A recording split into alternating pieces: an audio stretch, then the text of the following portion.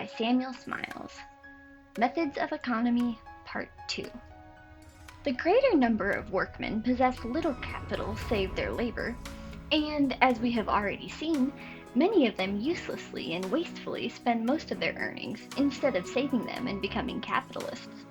By combining in large numbers for the purposes of economical working, they might easily become capitalists and operate upon a large scale. As society is now constituted, every man is not only justified but bound in duty as a citizen to accumulate his earnings by all fair and honorable methods, with the view of securing a position of ultimate competence and independence.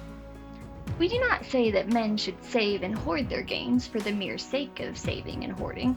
This would be parsimony and avarice. But we do say that all men ought to aim at accumulating a sufficiency, enough to maintain them in comfort during the helpless years that are to come, to maintain them in times of sickness and of sorrow and in old age, which, if it does come, ought to find them with a little store of capital in hand, sufficient to secure them from dependence upon the charity of others. Workmen are, for the most part, disposed to associate, but the association is not always of a healthy kind. It sometimes takes the form of unions against masters, and displays itself in the strikes that are so common and usually so unfortunate. Workmen also strike against men of their own class for the purpose of excluding them from their special calling. One of the principal objects of trade unions is to keep up wages at the expense of the lower paid and unassociated working people. They endeavor to prevent poorer men learning their trade, and thus keep the supply of labor below the demand. This system may last for a time, but it becomes ruinous in the end. It is not the want of money that prevents skilled workmen from becoming capitalists and opening the door for the employment of laboring men who are poorer and less skilled than themselves. The work people threw away £500,000 sterling during the Preston strike, after which they went back to work at the old terms. The London building trades threw away over £300,000 during their strike, and even had they obtained the terms for which they struck, it would have taken 6 years to recoup them for their loss. The colliers in the Forest of Dean went back to work at the old terms after 11 weeks' play, at the loss of £50,000. The ironworkers of Northumberland and Durham, after spending a third of the year in idleness and losing £200,000 in wages, went back to work at a reduction of 10%. The colliers and ironworkers of South Wales, during the recent strike or lockout, were idle for 4 months, and, according to Lord Aberdare, lost in wages alone not less than £3 million sterling. Here then is abundance of money within the power of working men, money which they might utilize but do not. Think only of a solitary million out of the £3 million sterling which they threw away during the coal strike, being devoted to the starting of collieries or iron mills or manufactories, to be worked by cooperative production for the benefit of the operatives themselves. With frugal habits, says Mr. Gregg, the well-conditioned workman might in 10 years easily have £500 in the bank.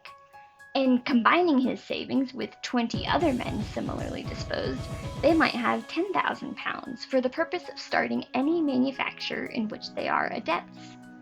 That this is not an impracticable scheme is capable of being easily proved. The practice of cooperation has long been adopted by workpeople throughout England. A large proportion of the fishery industry has been conducted on that principle for hundreds of years.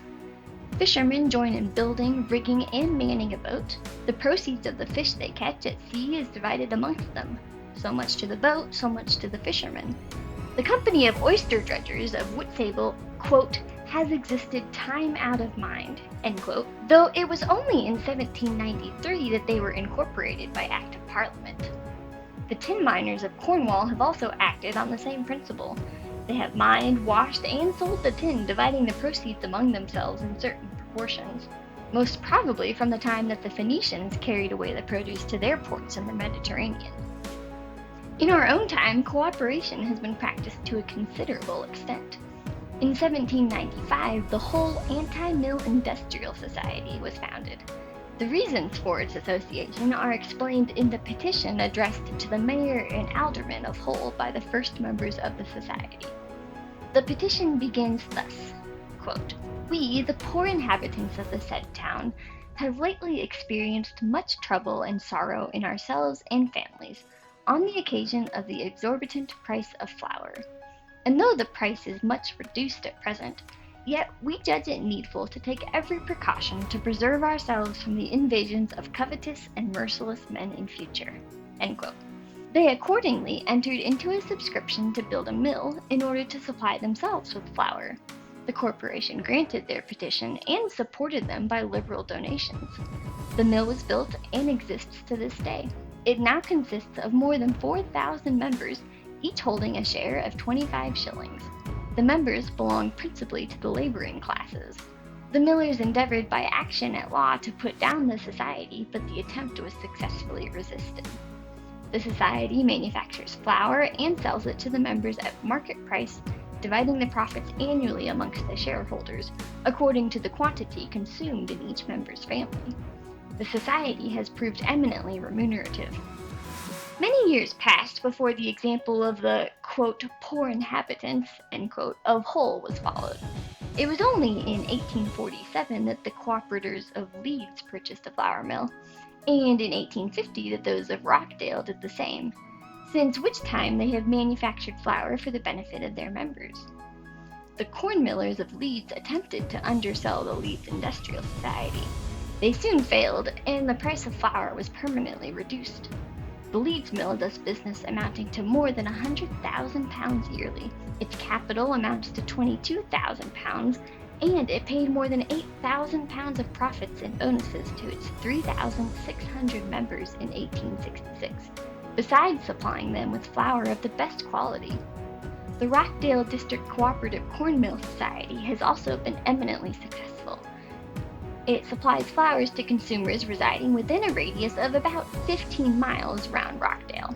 It also supplies flour to 62 cooperative societies, numbering over 12,000 members. Its business in 1866 amounted to £224,000 and its profits to over £18,000. The Rockdale Corn Mill grew out of the Rockdale Equitable Pioneer Society, which formed an epoch in the history of industrial cooperative institutions. The Equitable Pioneers Society was established in the year 1844, at a time when trade was in a very bad condition, and working people generally were heartless and hopeless as to their future state. Some 28 or 30 men, mostly flannel weavers, met and formed themselves into a society for the purpose of economizing their hard-won earnings. It is pretty well known that working men generally pay at least 10% more for the articles they consume than they need to do under a sounder system. Professor Fawcett estimates their loss at nearer 20% than 10%. At all events, these working men wished to save this amount of profit, which before went into the pockets of the distributors of the necessaries, in other words, into the pockets of the shopkeepers. The weekly subscription was 2 pence each, and when about 52 calls of 2 pence each had been made, they found that they were able to buy a sack of oatmeal, which they distributed at cost price amongst the members of the society. The number of members grew, and the subscriptions so increased that the society was enabled to buy tea, sugar, and other articles, and distribute them amongst the members at cost price.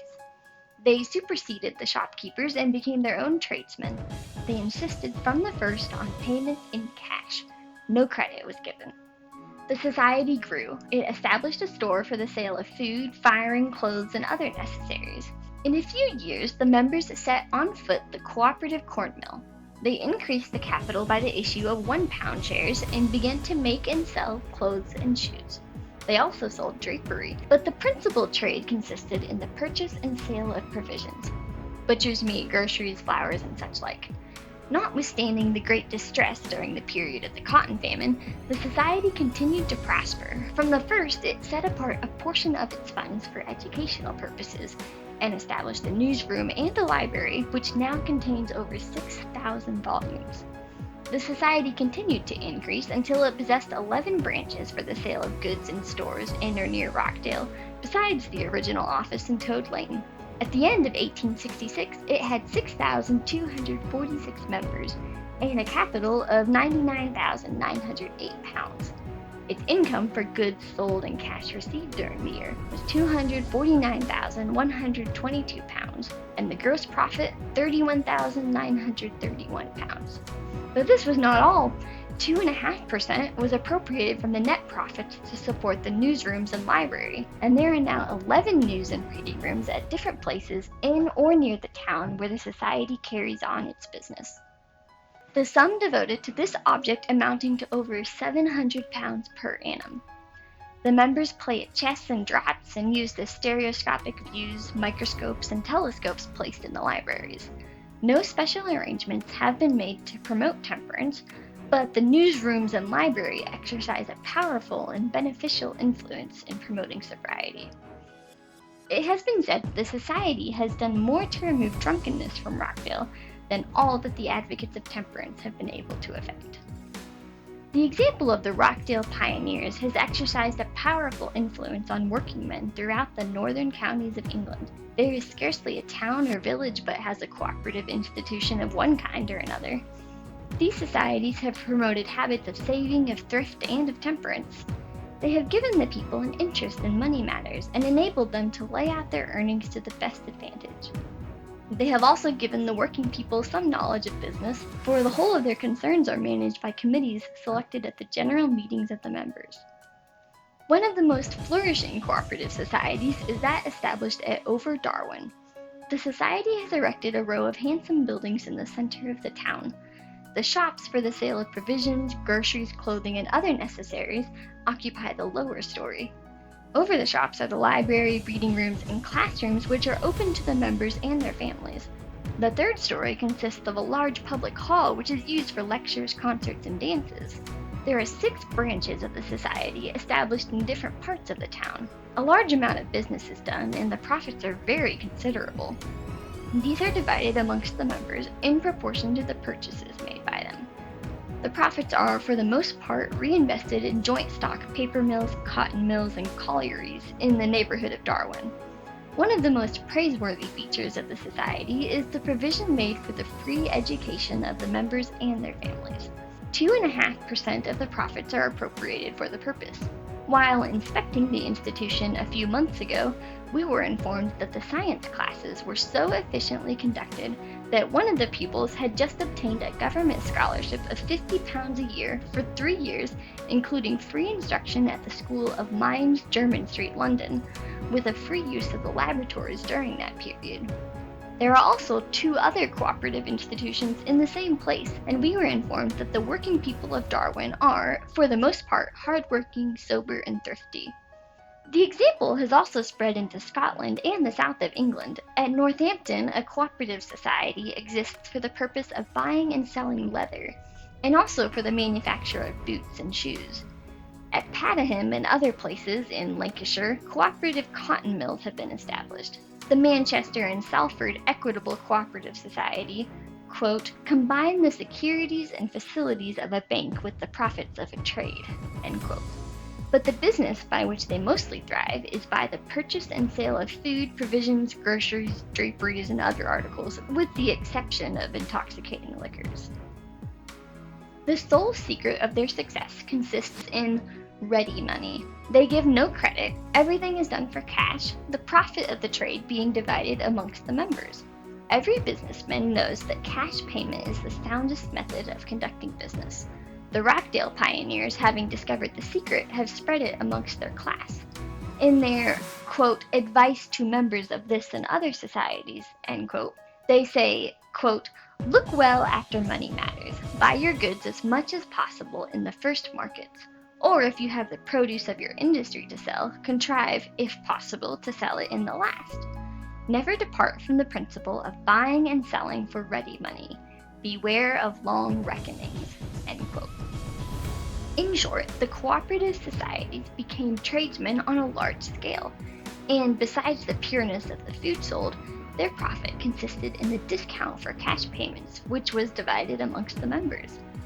Land and building societies constitute another form of cooperation. These are chiefly supported by the minor middle-class men, but also to a considerable extent by the skilled and thrifty working-class men. By their means, portions of land are bought and dwelling houses are built. By means of a building society, a person who desires to possess a house enters the society as a member, and instead of paying his rent to the landlord, pays his subscriptions and interest to a committee of his friends. And in course of time, when his subscriptions are paid up, the house is purchased and conveyed to him by the society. The building society is thus a savings bank where money accumulates for a certain purpose. But even those who do not purchase a house receive a dividend and bonus on their shares, which sometimes amounts to a considerable sum. The accumulation of property has the effect which it always has upon thrifty men. It makes them steady, sober, and diligent. It weans them from revolutionary notions and makes them conservative. When workmen, by their industry and frugality, have secured their own independence, they will cease to regard the sight of others' well-being as a wrong inflicted on themselves, and it will no longer be possible to make political capital out of their imaginary woes. It has been said that freehold land societies, which were established for political objects, had the effect of weaning men from political reform. They were first started in Birmingham for the purpose of enabling men to buy land and divide it into 40-shilling freeholds so that the owners might become electors and vote against the Corn Laws. The Corn Laws have been done away with, but the holders of freehold lands still exist, though many of them have ceased to be politicians.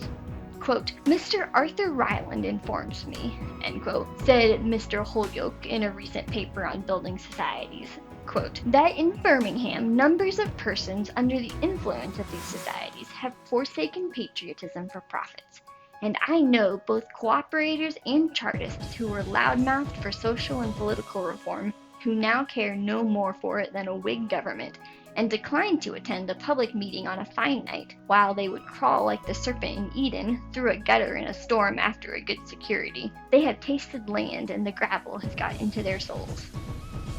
Yet to many others, end quote, he adds, quote, "these societies have taught a healthy frugality they never else would have known, and enabled many an industrious son to take to his home his poor old father, who expected and dreaded to die in the workhouse, and set him down to smoke his pipe in the sunshine in the garden, of which the land and the house belong to his child," end quote.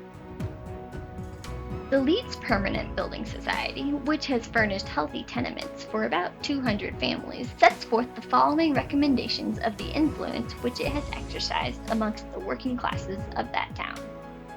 Quote, "It is truly cheering to hear the members themselves, at occasional meetings, tell how, from small savings hitherto deemed too little for active application, they began to invest in the society, then to build or buy, then to advance in life and come to competence from extending their savings in this manner. The provident habits and knowledge thus induced are most beneficial to the members, and the result is that the careless become thoughtful, and on saving become orderly, respectable, propertied, and in every way better citizens, neighbors, and more worthy and comfortable.